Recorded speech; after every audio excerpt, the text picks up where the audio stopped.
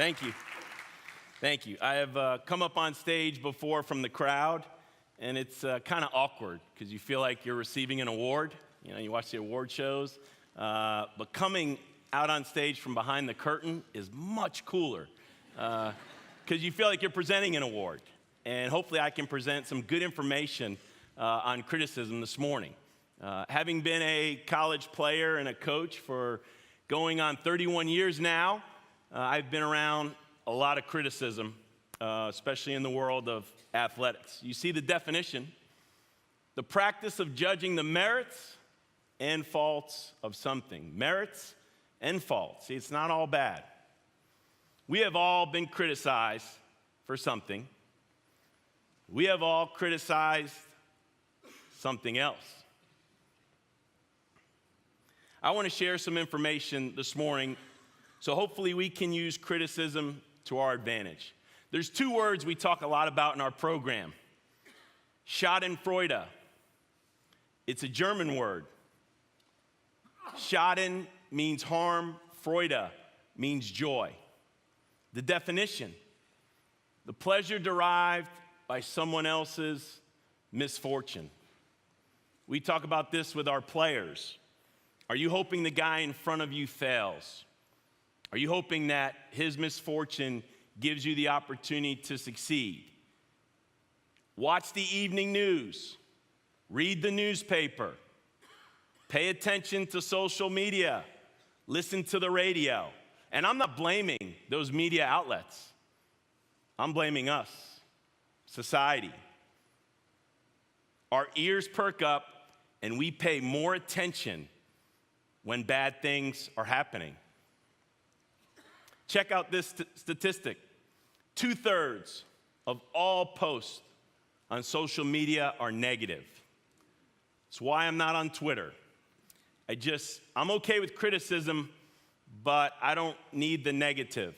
I don't want to infiltrate my mind with all the negativity that's out there. What I try to do with my players is I try to get them to live with the word mudita. Mudita, the joy in others, people's well-being. That's not easy to do. You think about the workplace. What if somebody else advances? Someone else gets the promotion. It's not easy for my backup shortstop to cheer for the starting shortstop, to find joy when that guy goes 3 for 4 and makes a great play. But, as we know, joy is one of the fruits of the Spirit. I mean, what a much more enjoyable life we can have if we can live with joy. Here's an example. There was an amazing year at the University of Louisville. CBS Sports deemed it the best college sports program in the country. ESPN did a story, called it the Year of the Cardinal. The basketball team wins a national championship. The football team wins the Sugar Bowl game. The women's basketball team's a national runner-up, and the baseball team goes to the College World Series. Never been done before in the history of college athletics in the same academic calendar year. It got some attention, don't get me wrong, but last year, some bad things happened. A few bad decisions by a few small group of people led to an outsurge of media attention, negativity, bad press that we're still getting today. The greatest year in the history of college athletics got some attention, but many of us probably can't even remember what year that was. The true fans can, but you're going to remember what happened last year around our program. So this is the key for me, and hopefully for you. I ask myself, who are we trying to please, and who will we listen to? If we can get these two down, we can use criticism to our advantage. Here's my list. God. Number one, if I put God at the top, if I can hear his voice, how much better I will be. I read a book, Whisper, last year with our coaches study. You read any Mark Batterson book, you're going to grow. This one is another great book, and it was really the first time I got to dive into trying to hear God's voice. What's he telling me? Am I praying to hear his voice? Am I listening to his voice? Am I taking time to hear his voice? And if we can take God's criticism, we're going to be a lot better off. You realize in the Bible, 7 times, Matthew, Mark, Revelation, the verse, almost identical. Whoever has ears, let them hear. Man, I hope we can hear God's voice. As Christians, we know fundamentally we're called to love all and serve all. And I hope that helps us with these next 4 that I have on the list. 2, family and friends. Us parents here this morning, we want our kids to know that we love them and we're serving them. But they see us as old, out of touch, not cool, and we have a hard time breaking that barrier. If they can understand how much we love them, I hope that you have friends that you could pour into and give constructive criticism, and you can pay attention when they pour into you. 3rd on the list is, for me, coaches and players. My coaches need to understand I'm trying to hold them accountable. We have a job to do. The expectations are high. We have to be the best at what we're doing to help these players. I hope these players know, man, this guy's on my case all the time. This guy's on me. It's because we love and we're serving them to help them be the best that they can be. I hope they can take that criticism.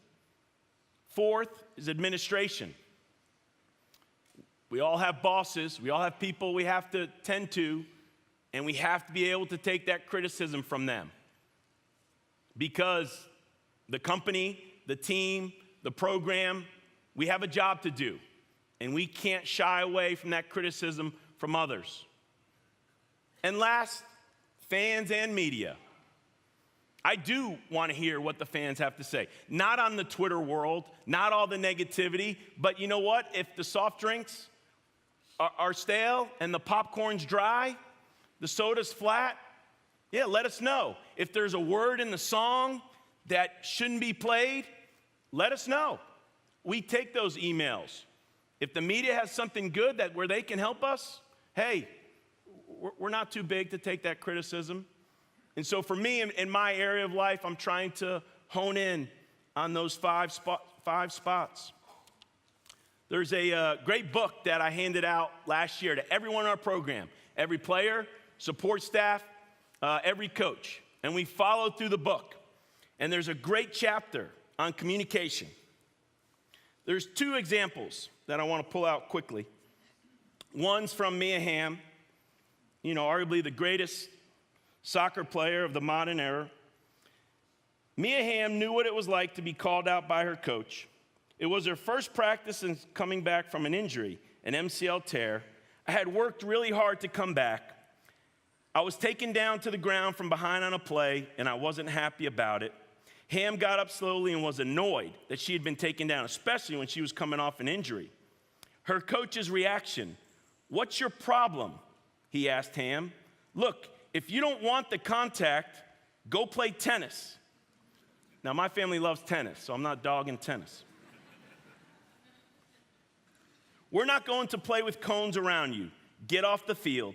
Hamm was stunned and at first a little hurt as she went to the sidelines, but after she thought about it, she quickly toughened up and fully understood. He was basically saying, "We're not lowering our intensity and standards to wait for you," Hamm said, and he was absolutely right.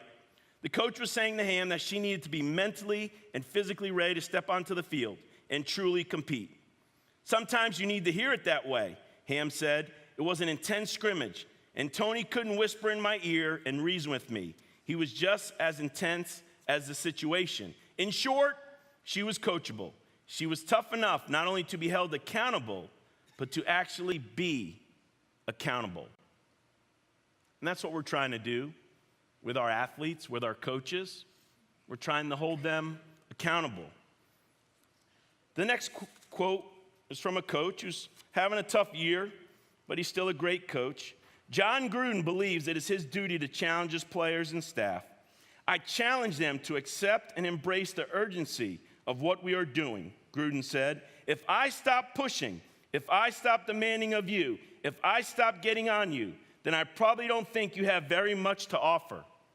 Gruden tells his players that the time to be concerned is when he stops pushing and expecting more of you as a player. I came across this quote a couple weeks ago, and I think it's true for the message this morning. Honesty is a very expensive gift. Don't expect it from cheap people. I hope that you know who you are trying to please and who you should listen to. You'll be able to take the right criticism. And I also hope that those you love are able to see your criticism as part of the process of being a Christian. That's to love and to serve. God bless everyone.